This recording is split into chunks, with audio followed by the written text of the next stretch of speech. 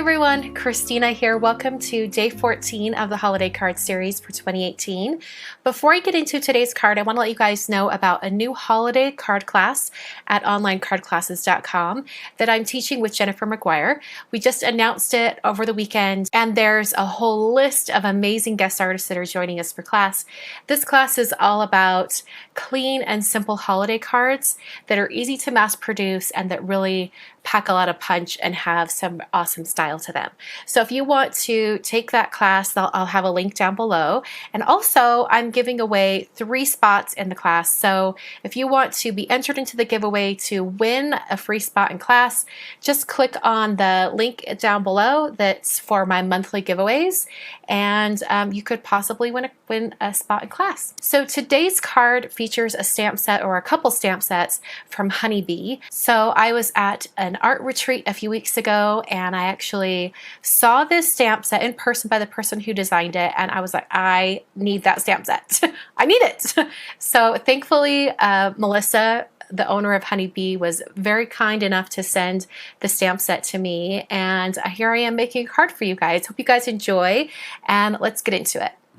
So the stamp set I'm using, which started this whole card design, is called Snow Buddies.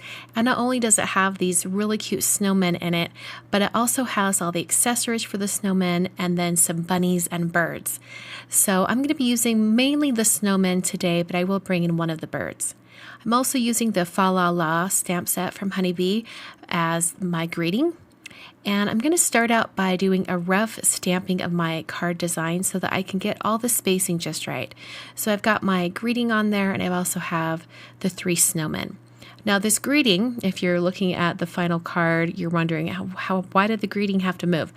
Well, I eventually got all my stamping and painting done, and then that greeting just didn't look quite right in that spot. So I did end up moving it.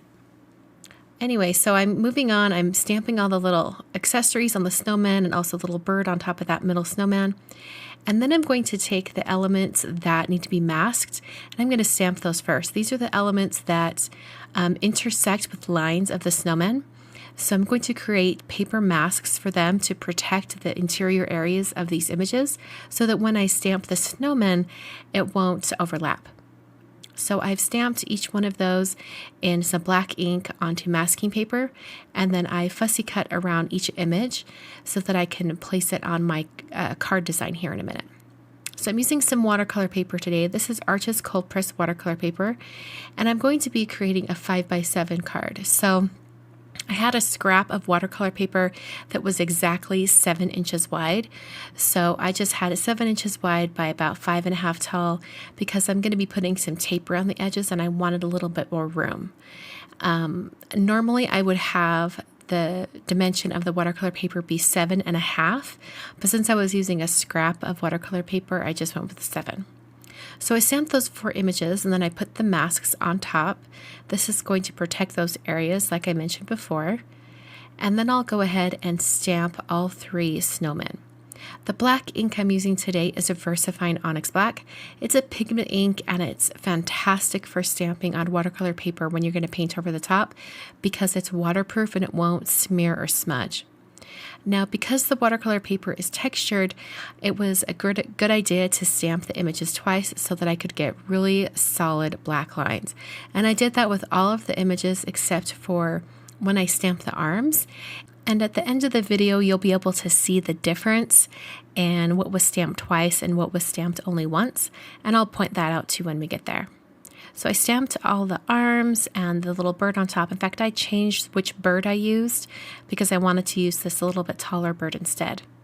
So then I removed the masks. You can see that it made it so all those images look like they're on top of the snowman. And then I saved those masks on the back of my stamp set. So I've taped down my watercolor piece to a hard board using some blue painter's tape. I'm going to go around those edges, make sure everything's glued or adhered down really strongly.